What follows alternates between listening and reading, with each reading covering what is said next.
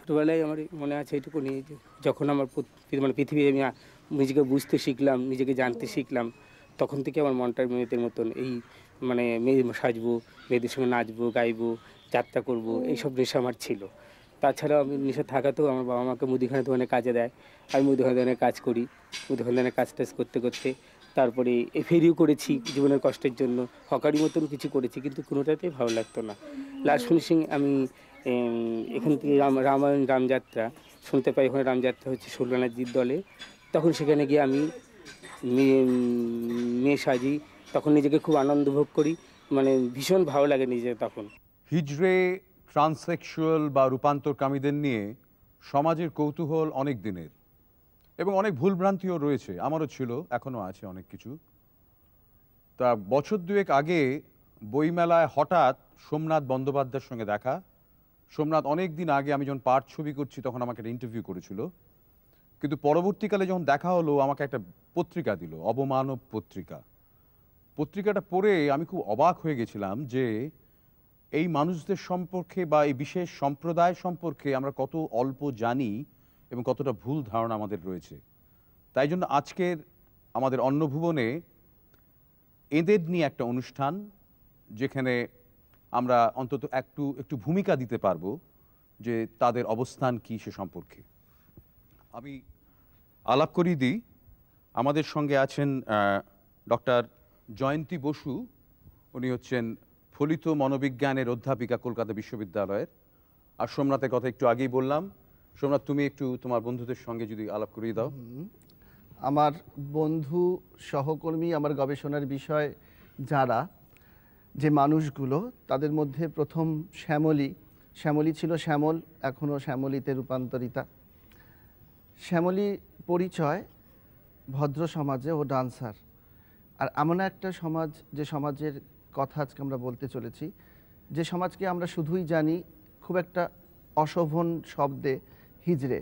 তো সেই হিজড়ে বলতেই যে ভেসে ওঠে বাচ্চা নাচানোর মানুষগুলোকে, সেই মানুষগুলো এই শ্যামলীর থেকেই দীক্ষা নিয়ে তবে তারা অধিকার পায় হিজড়ে পেশায় যাওয়ার। শ্যামলী হিজড়েদের এক মুখিয়া, অনেকেই এমন আছেন শ্যামলীর মতন। শ্যামলী তেমনই একজন গুরুমা। আমার পাশে আছেন সুনীল ঘোষ। সুনীল রূপান্তরকামী এবং সুনীল বউবাজারের এক যৌন পেশার সঙ্গে যুক্ত।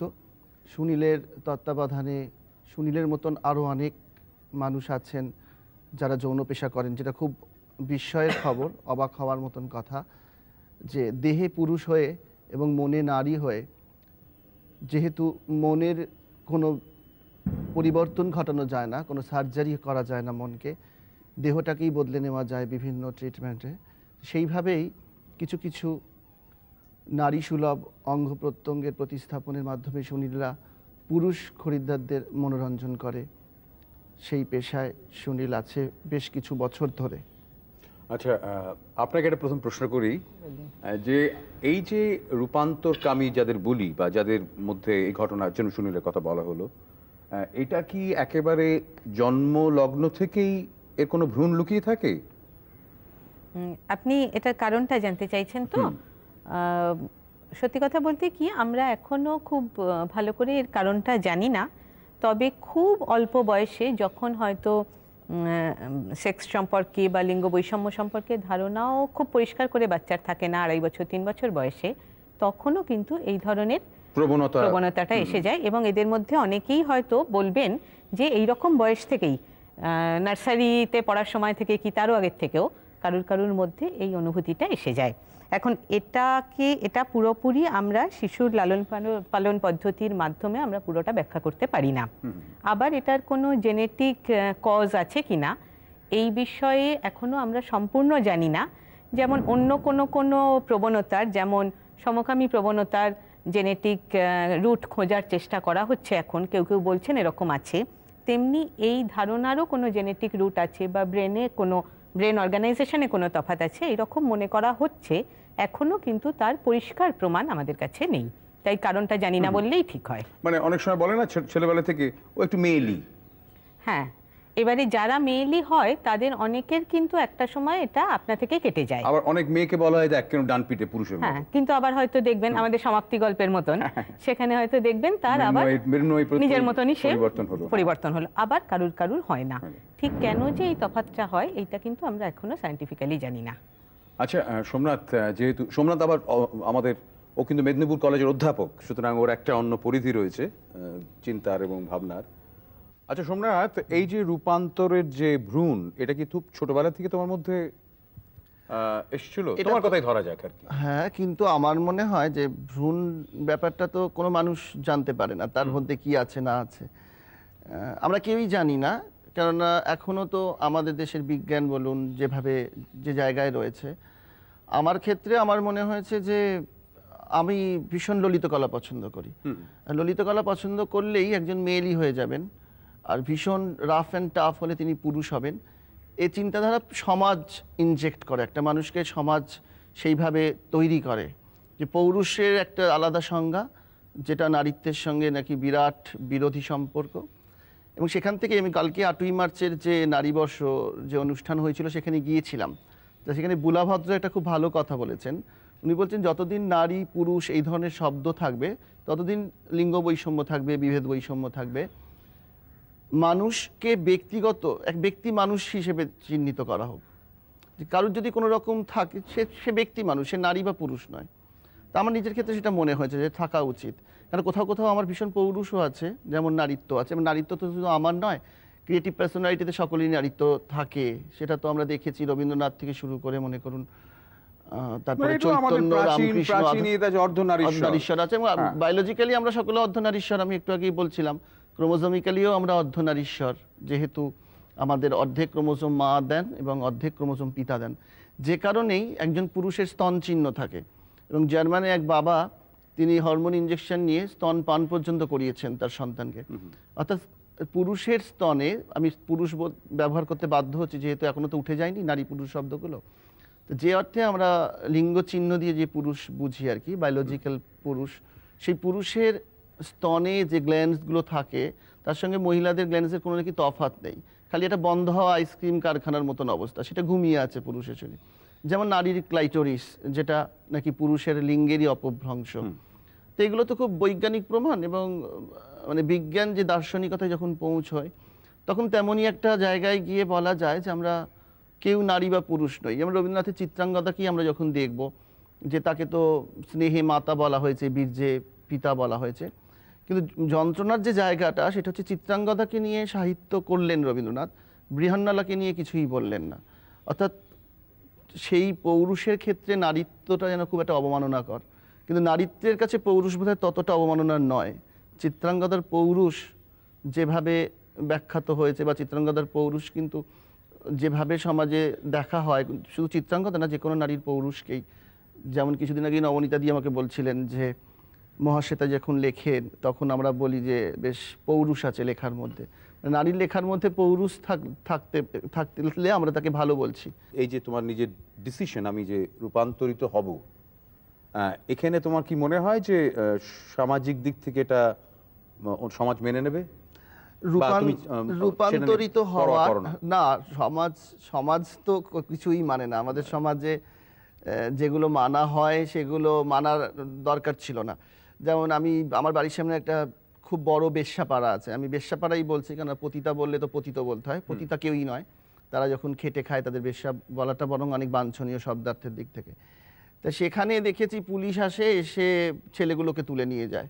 তা আমি খোঁজ খবর করেছিলাম যেটা কি তাহলে সামাজিক স্বীকৃতি নেই? তা আমাদের তো বেশ্যাবৃত্তির সামাজিক স্বীকৃতি নেই, লাইসেন্স নেই তাদের, কিন্তু সেটা সমাজে চলছে। যে আইনটা আছে সেটা অদ্ভুত বিচিত্র আইন। তো সেক্ষেত্রে সেটা তো ইয়েতে মনে করো হিজড়ে কমিউনিটির উপর প্রযোজ্য। হ্যাঁ হ্যাঁ, একদম ঠিক তাই। সেটা মানে একটু আপনার কাছে শুনতে চাই, এই যে পুলিশ আসে বা প্রশাসন, হিজড়িতে তো নিজেদের কোনো জায়গা নেই না? আছে, জায়গা কেন থাকবে? আছে, মানে তার নিজস্ব জায়গা আছে, তার নিজস্ব একটা গণ্ডি আছে তো। কিন্তু প্রশাসনের চোখে তার কি কোনো বিশেষ আইন আছে? আইন নেই। না, আইন নেই, এটাই হচ্ছে আইন নেই, কোনো আইন নেই। অথচ আমরা জানি যে আকবরের দরবারে হিজড়েদের একটি বিশেষ স্থান ছিল, খোজাদের। এবং সেটাও কিন্তু গৌতম দা একটা এক্সপ্লয়টেশন। আকবর অবশ্য অন্য চোখে দেখেছিলেন, কেননা আমরা যদি সমরেশ বসুর বান্দা উপন্যাসটা দেখি, সেখানে দেখব সুলতানদের খোঁজা করে বাচ্চাকে উপহার দেওয়া হতো। মা বাবারা উপঢৌকন হিসেবে বাচ্চা বাচ্চা ছেলেদের খোঁজা করে উপহার দিতেন নিজের মা বাবারা। এবং আমার খুব খারাপ লাগছিল উপন্যাসটা পড়তে পড়তে, এবং ওই উপন্যাসটা লেখার ভূমিকায় সমরেশ বসু বলেছেন এটার একটা ঐতিহাসিক সত্যতা আছে, এবং সেই ঐতিহাসিক প্রেক্ষাপট থেকে তিনি লিখেছেন। ট্রান্সেক্সুয়াল আর হোমোসেক্সুয়ালের মধ্যে পার্থক্য যে আছে, অবশ্যই আছেন, এবং এই পার্থক্যটা শুধু সবচেয়ে আমাদের দুঃখের জায়গা। আসলে আমাদের দেশে তো আমাশারই ভালো চিকিৎসা হয় না, এখানে যদি সাইকোলজিক্যাল কি চিকিৎসা হবে আমার এটা খুব সন্দেহ আছে। কিন্তু যদি প্রবলেমই হয় তাহলে নিশ্চিত সলভও আছে। যদি সাইকোলজিক্যাল ডিসঅর্ডার হয়, ডিসঅর্ডারকে অর্ডারে নিয়ে আসার মতন বিজ্ঞান নিশ্চয়ই এসেছে। সেখান থেকে আমরা সাইকোলজির সাথে কথা বলে দেখেছি, সাইকোলজিস্টদের সাথে, তারা বলছেন যে হ্যারি বেঞ্জামিন, আমেরিকার হ্যারি বেঞ্জামিন, তারা দেখিয়েছেন যে এরা কোথাও পাগল নয়, উন্মাদ নয়, কোথাও ডিসঅর্ডার নয়। যেটুকু ডিসঅর্ডার আছে তাদের ওই আইডেন্টিটি ক্রাইসিসের জায়গা থেকে। এখন আইডেন্টিটি ক্রাইসিসটা এটাও তো সমাজের গড়ে দেওয়া, কেননা নারী নারীর মতন হবে, নারী চুল রাখবেন, টিপ পরবেন, সিঁদুর পরবেন, শাঁখা পরবেন, শাড়ি পরবেন, আর পুরুষ তার বুকের লোম খুলে রাখবে, পুরুষের জাঙ্গিয়া মেলা থাকবে সবার সামনে সগৌরবে, নারীর বেসিয়ারটা চলে যাবে ব্লাউজের স্তূপের নিচে। তো এই যে বৈষম্য, লিঙ্গ বৈষম্য সমাজ গড়ে তুলেছে, এই লিঙ্গ বৈষম্যের ফলেই কিন্তু এই মানুষগুলো বিপাকে পড়ছেন। স্যাটিসফ্যাকশন আমার তো মনে হয় না সেক্সে কোনোদিন আছে। যদি তাই থাকতো তাহলে মহাপুরুষরা জীবনের শেষ প্রান্তে গিয়ে ব্রহ্মচর্যের কথা বলতেন না। আর সেক্সুয়াল স্যাটিসফ্যাকশনকে যদি খুব বায়োলজিক্যাল দিয়ে দেখতে হয়, তাহলে তো দেখা যাবে যে নারী কিংবা পুরুষ তাদের সেক্সুয়াল যে আর্জ, সেটা একটা ডিসচার্জ ফলের দিকে থাকে, যে ডিসচার্জটা হয়ে গেলেই নাকি সেটা আরাম। সেটা খুব মূর্খামি আমার মনে হয়। সেটা আর কিছুই না, প্রকৃতি মানুষকে দিয়ে যেভাবে সন্তান সৃষ্টি করিয়ে নেয়, সেটা প্রকৃতিরই একটা, বলবো যে রূপ, বা প্রকৃতিরই একটা খেয়াল, বা প্রকৃতির বশবর্তী, প্রকৃতির একটা বেশ কায়েমি দক্ষতা, যেখানে মানুষকে দিয়ে প্রকৃতি তার বংশ বিস্তার করিয়ে নেয়।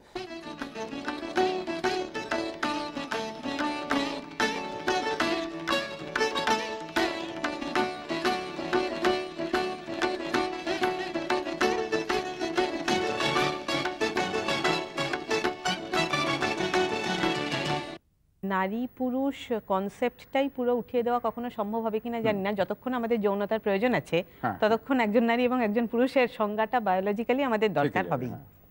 যেটা প্রশ্ন আসে সেটা কিন্তু যাকে আমরা জেন্ডার বলি, অসুবিধাটা সেইখান থেকে আসছে। কাজেই নারী পুরুষ নামটায় নয়, সমস্যাটা হচ্ছে এই জেন্ডার কনসেপ্টে। এখন সমকামিতা হচ্ছে একটা আচরণ, যারা রূপান্তরকামীরাও সমকামী আচরণ করতে পারেন, কিন্তু রূপান্তরকামিতার সঙ্গে সমকামিতার মূল যে জায়গাটায় তফাৎ হয়, সব সমকামী নিজেদের মেয়ে, আমি মেয়ে, এই কগনিশনটা থাকে না। তফাৎ কিন্তু এই ধারণার জায়গায়। একদল সমকামী মনে করতে, কোনো সমকামী মনে করতে পারেন তিনি মেয়ে বা অনেকটা মেয়ের মতন। এখানে যেন অনেকগুলো একটা কন্টিনিউয়ামের মতো আছে, তার মধ্যে অনেকগুলো ভাগ। কিন্তু রূপান্তরকামী আমরা টেকনিক্যালি তাদেরই বলবো যারা পুরুষ হয়ে মনে করছেন যে আসলে আমি মেয়ে, বা মেয়ে হয়ে মনে করছেন আসলে আমি পুরুষ।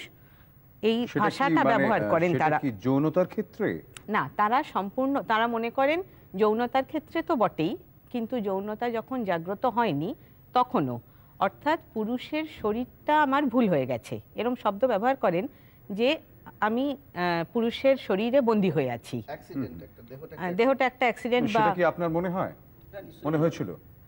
কিভাবে মনে হয়েছিল, কি ধরনের? ছোট থেকেই কীভাবে মনে হয়েছে তখন তো বলে বোঝাতে পারবো আপনাকে। ছোট থেকেই ব্যাপারটা থেকে আছে বলে আজকে আমি এতটুকু চেঞ্জ দেখে বুঝতে পারছেন, বাস, আর কিছুই না। মনের মধ্যে এটা হয়ে গেছে, মনের মধ্যে হয়ে গেছিল। সেটা বোধহয় সেক্স কথাটা বোঝার আগেই, তাই না?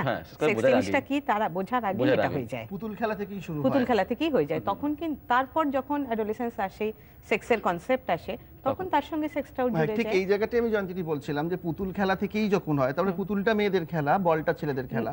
সেই জায়গাটা শিক্ষা, যেটা গৌতম বাবু প্রশ্ন করছিলেন যে এটার কি কোনো সাইকোলজিক্যাল ব্যাখ্যা আছে, কখনো কখনো আমরা এরকম দৃষ্টান্ত দেখতে পারি যেখানে কোনো ছেলেকে মেয়ের মতন, আমার ওই গল্পটা মনে পড়ছে, ওই শেষ নমস্কার, সন্তোষ ঘোষের, তাতে একটা ক্যারেক্টার ছিল বাসির, যে বলছে আমায় ছোটবেলা থেকে মেয়ের মতো করে রাখা হয়েছে, তাই আমি সমকামী হয়েছি। ঠিক সমকামী নয়, কিন্তু এই ধরনের মেয়েলি ভাব এসে গেছে, এটা বলছে।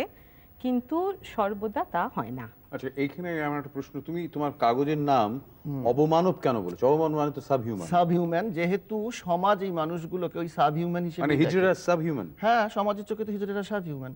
এর নামটা কি বিদ্রুপাত্মক সোমনাথ? বিদ্রুপাত্মক না, এটা বেদনাত্মক। দুটো আলু দিচ্ছিস কেন? 4টে আলু দে, আমরা 10-12 জন লোক আছি, কি করে খাবো? 2টো আলু দিস তো, চল। এরকম বলে 4টে 5টে 6টা খাবলে ধরে নিয়ে নেই ব্যাগের ভিতরে। আমরা একটা জাত, আমরা ছোট থেকে মেয়ের থেকে চলেছি, মেয়ে ভেবে চলেছি, বা আমরাও চেষ্টা করেছি পুরুষকে আনন্দ আমরা কি করে দেবো, এইভাবে আমরা কিন্তু তাদের আনন্দও দিয়েছি। ওর নামে সিঁদুর পড়েছি, ওর নামে শাঁখা পড়েছি, ওর নামে আলতা পড়েছি, ও আমার স্বামী, আমি ওর স্ত্রী, কিন্তু জেনেছি যে দেখেন হয়তো আমি তোকে আনন্দ দিতে পারছি ঠিকই, যেভাবে সেভাবে আমাদের জীবনে সবই চলছে, কিন্তু সন্তান তো আর আমাদের হবে না। তা অবমানব নামটা আমার মনে হয়েছে ওদের মহামানব যদি বলতাম বা শুধু মানবও যদি বলতাম, তাতে ওদের কিছু যেত আসতো না। এবং ওরা কিন্তু আমাকে বলে যে অবমানব হয়েই আমরা ভালো আছি। এই যে আপনি একটু আগে বলছিলেন আইনের কথা, কোনো আইন নেই ওদের জন্য, এবং কোনো আইন না থাকাটাই ওদের পক্ষে খুব সুবিধা হয়েছে। ওরা বলছে আমাদের আইন তো 2 হাতের তালিতে। হিজড়েদের যে ভাষাটা, সেই ভাষাটা কিন্তু মানে পেশার স্বার্থে।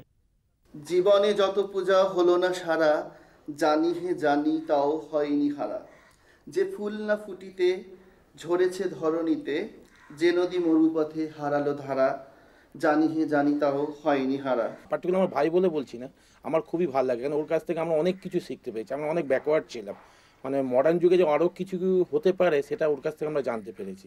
এখন যা দেখছি দিনকে দিন আমাদের সমাজ অনেক ডেভেলপের দিকে, সেখানে যে এইভাবে এগিয়ে যাচ্ছে সাহস করে, এটাই আর কি ওকে বাহবা দিতে হয়।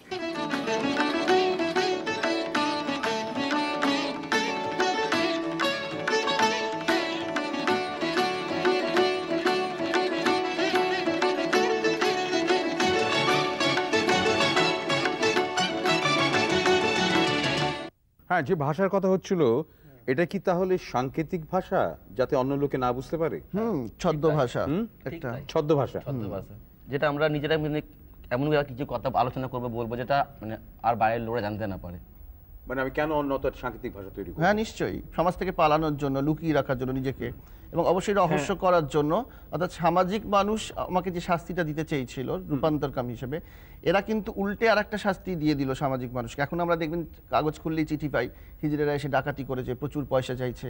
এবং কিছুদিন আগে আমাকে এক আদালতের একজন মানে ব্যবহারজীবী বলছেন যে কোথায় নাকি কোন মহিলাকে চেয়ার থেকে ওঠানো যাচ্ছিল না, তখন বলা হলো ওকে 10টা হিজড়ে দিয়ে তুলে দিন, কেন হিজড়ের কোনো আইন নেই, ওকে তুলে দেওয়া যাবে। তা এই তো আমাদের দেশ, যে কোনো মহিলাকে হিজড়ে দিয়ে তুলে দেওয়া যায়। এবং সবচেয়ে মজার কথা দেখবেন, লেডিস কম্পার্টমেন্টে হিজড়েরাই বেশি যাতায়াত করে, কেন ওদেরকে প্রমাণ করতে হয় যে আমি লেডিস। এবং কোথাও দেখবেন যে আমরা যে বাইরে টয়লেট, মানে পুরুষ নারী এবং হিজড়েদের আলাদা জায়গা নেই না, এই জন্য ওরা ওদিকে মানে না, হিজড়েরা সবসময় নিজেদেরকে মেয়ে মনে করে বলে ওরা লেডিস কম্পার্টমেন্টে উঠে প্রমাণ করে। ওরা তখন বলবে যে জেন্টসের জন্য একটা লেডিস কনভেনশন সরকার করেছে, লেডিস কনভেন্ট করেছে, অথচ আমাদের জন্য কিছুই করছে না, আমাদের সবসময় ঘৃণিত মধ্যে থাকছে। এবার তারা যথারীতি নিজেকে বিক্রি করে দেবে তো, যথারীতি জবরদস্তি কি চাইবে তো, সেটাই জবরদস্তি, যে আমাদের কিছু মেনে নিতে পারছে না। জবরদস্তি না, লেডিস কম্পার্টমেন্টে যাওয়ার যথেষ্ট অধিকার আছে তো, সে তো একটা মেয়ে, কেননা হ্যাঁ, যেহেতু সে নিজেকে মনে প্রাণে মেয়ে ভাবে, অথচ কিন্তু আইনত অধিকার নেই, যেহেতু আইনই নেই।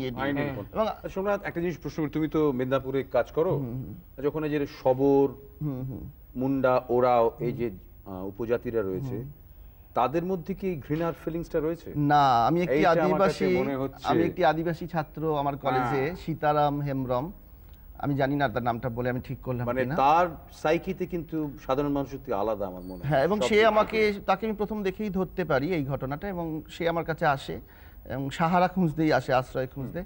এবং ও বলে যে ওদের কিছু নাচ আছে, আদিবাসী নাচ, যেগুলো পুরুষরা নারী সেজেই নাচে, এবং সেখানে নারীরা কিন্তু নাচে না, সেই নাচটা শুধু পুরুষ নাচবে নারী সেজে। তারপরে দেখলাম ওদের মধ্যে লিবারেল, ওদের সোসাইটি, মানে কোথাও মেনে নেওয়ার ব্যাপার আছে, ওদের হিজড়ে পেশা করতে হয় না আদিবাসী সমাজের লোকেদের। আমি বুলা বলে একজনকে জানি, বাঁশতলায় থাকে, সেও আদিবাসী। মানে এখানে প্রশ্ন আসছে যে কে বেশি সভ্য? আগন্তুকি মানিকদের ছবিতে যে বর্বর, কে বর্বর? তার মানে আমরা দেখতে পাচ্ছি যে যাদের আমরা বর্বর আদিবাসী বলছি, তারা কিন্তু অনেক বেশি লিবারেল, এসব অনেক বেশি লিবারেল। আচ্ছা, আপনার কি মনে হয় এই যে এদের যে অভিভাবকরা, তারা কি ধরনের মানসিকতা ভোগেন? তারা খুব স্বাভাবিকভাবেই এই সমাজের মানুষ, এবং সমাজ যখন ভ্রুকুটি করে তাদের পক্ষে সেটা তো হাসি মুখে মেনে নেওয়া সম্ভব নয়। অভিভাবকদের আমি অত্যন্ত কষ্ট পেতে দেখেছি, মানে একেবারে এসে প্রায় আমার হাতে পায়ে ধরেছেন একে ঠিক করে দিন, এরকম আমি দেখেছি। তাদের বোঝানোই বোধহয় সম্ভব নয় যে এই ঠিক বেঠিক দিয়ে ভাববেন না, আসলে তারাও তো এই সমাজের শিকার। কিন্তু গৌতম বাবু, আমার যেটা অভিজ্ঞতা সেটা হচ্ছে মনের খুব ভেতর থেকে বাবা মার যে একেবারে সহানুভূতি থাকে না তা কিন্তু নয়। আমার তো মনে হয় বলে তো, আমি বলি কিন্তু বলে যে তুমি আমেরিকায় দেখো নি ছেলেরা এরকম সেজে বেড়ায়, চুল বাঁধে, নেল পালিশ মাখে, ঠোঁটে লিপস্টিক দেয়, সেই জন্য করে, মডার্ন হতে চায়। এই জন্য আমি কোনো বারণও করিস না, বলি না তোমাদের নেই বাঙালি সমাজে, কিন্তু আমেরিকা গেলে দেখবে সেই সব দেখতে পাওয়া যায় ছেলেদের সাজ। আগেও খুব বকেছি, রাগ হতো, এখন রাগ হয় না, এখন রাগ করে কি করবো, লজ্জা আবার কি আছে, লজ্জা করার তো কিছু নেই তো। আমাদের দেশে কিন্তু এই রূপান্তর গ্রহণ, সেক্স চেঞ্জ যেটা, সেটা একেবারেই আইন সিদ্ধ নয়। তার ফলে এই হিজড়ে প্রথা বা এই ধরনের অনেক বেশি অন্ধকার জগতের এদের অনেকের প্রবেশটা বেশি হয়ে যাচ্ছে। এটা যেখানে একটা ঠিকঠাক চিকিৎসার বা এক ধরনের সামাজিক অ্যাকসেপ্টেন্স আছে, সেখানে কিন্তু তার কারণ হচ্ছে আইনের মধ্যে তো এলিজাবেথন একটা মরালিটি কাজ করছে নিশ্চয়ই। ফলে আমরা তো দেশের আইন করিনি, আমরা ভারতের আইন নিয়ে কাজ করেছি। বস্তুত আমাদের পুরনো আইন, পুরনো সমাজ যদি ধরেন, মহাভারতের সমাজ যদি ধরেন, তাহলে কিন্তু বৃহন্নলার কোনো অসুবিধা হয়নি। আর ওটাই মুশকিল হয়ে গেছে, আমরা খুব বেশি বেশি করে ঐতিহ্য নিয়ে চিৎকার করছি, কিন্তু সত্যিকারের ঐতিহ্য। কিন্তু আবার উল্টোটাও বলা হচ্ছে গৌতম দা, যে এটা একটা আমেরিকান অসুখ, এটা একটা আমেরিকান কালচার, এরকম কথাও বলা হয়। আমার তো মনে হয় ঠিক তার অপোজিট। অ্যাকচুয়ালি এখন যারা এটা নিয়ে কাজ করছেন বিদেশেও, তারা একটা কথা ব্যবহার করছেন জানেন, জেন্ডার ব্লেন্ডিং, যে নারী আর পুরুষ এই যে ডাইকোটমি, এই ডাইকোটমিটাকেই অস্বীকার করা হচ্ছে। অনেকগুলো মিক্সচার অফ নারী পুরুষ, যেটা আমি বললাম, এটা বিরাট বিষয় নিয়ে আরো আমাদের অনেক আলোচনা করতে হবে, আলোচনার অবকাশ রইল। তবে আমার মনে হয় যে অন্তত দর্শককে একটু ভূমিকা দেওয়া গেল, যে এত ভ্রান্তি কেন হবে, এদের কথা নিয়ে ভাবুন, এবং এটা সমাজেরই একটা অংশ। আজ এই পর্যন্ত, নমস্কার।